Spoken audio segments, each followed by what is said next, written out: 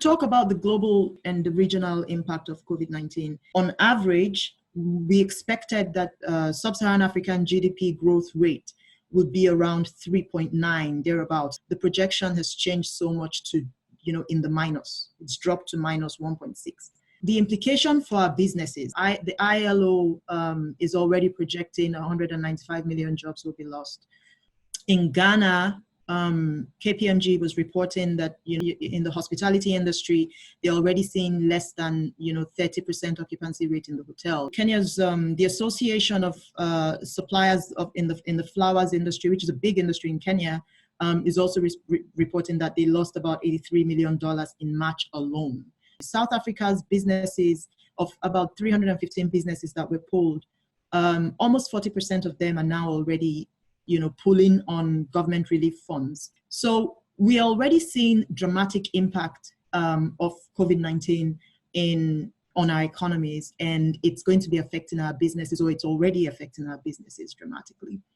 We have these challenges that businesses are already facing, and they also have a direct link or impact on the ethics and integrity mindset for business owners and for employees.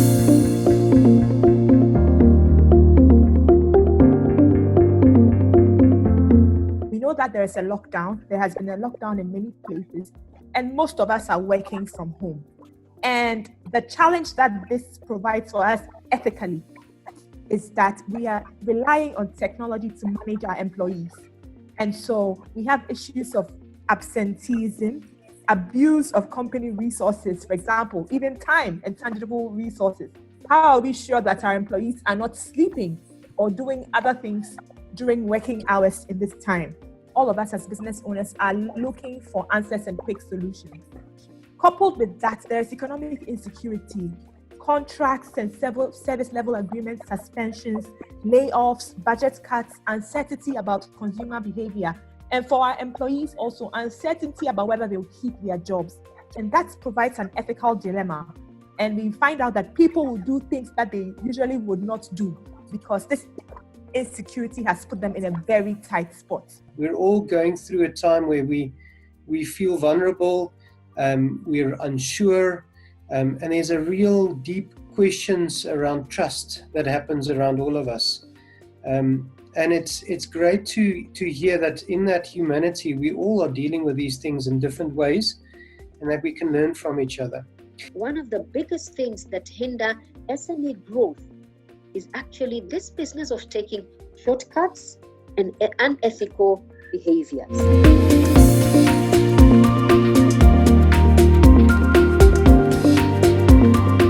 What we did first was, again, to start from where we stopped, safe operations. How can we operate in this period safely? And so we had to draft a new COVID-19 operational SOP for So Fresh. So right now, that's what we're using to operate, not our normal SOP. And everybody within the organization had to be trained before you can continue work. So that was our first response, to make sure that operations are safe during this period. Of course, we made a number of changes. We stopped accepting cash. We increased, our hygiene rules and all of that. Currently, we're developing a mobile app to make it much easier for customers to order and for us to track, their orders and all of that. So that's another way we are responding, looking at our business model. Customer deposits that were there before COVID-19, we have to find a way to say, how do we address our customers' need? The second thing we did was to look at our business model in our business model, my job was to reconfigure what it is, because I could not see how we are going to be sustainable in the future if we keep to this business model. And that led us to building a customer database that we inform and enable us to communicate. Another thing we did also was to look at persons that are flexible in thinking and at the same time flexible in accommodating persons. And these were persons that are working with us. We need to do about that. And this is now our learning afterwards, going through that process. I think the one big thing that we learned is make sure you have the right policies in place. So make sure that your contracts are sound, and get yourself somebody, an expert, to actually go through that and give yourself some real understanding of, are you protected? By now, we understand that as SMEs, you are going to deal with it. So for assigning tasks, 38% of us say we are facing those challenges. Tracking performance and tasks, that's 72%. That's a majority of us are facing problems tracking performance and tasks. 38% of us are having problems just tracking with absenteeism of our staff. 17% of us are having problems with diversion of company resources. 10% of us are having problems with the risk of internal fraud.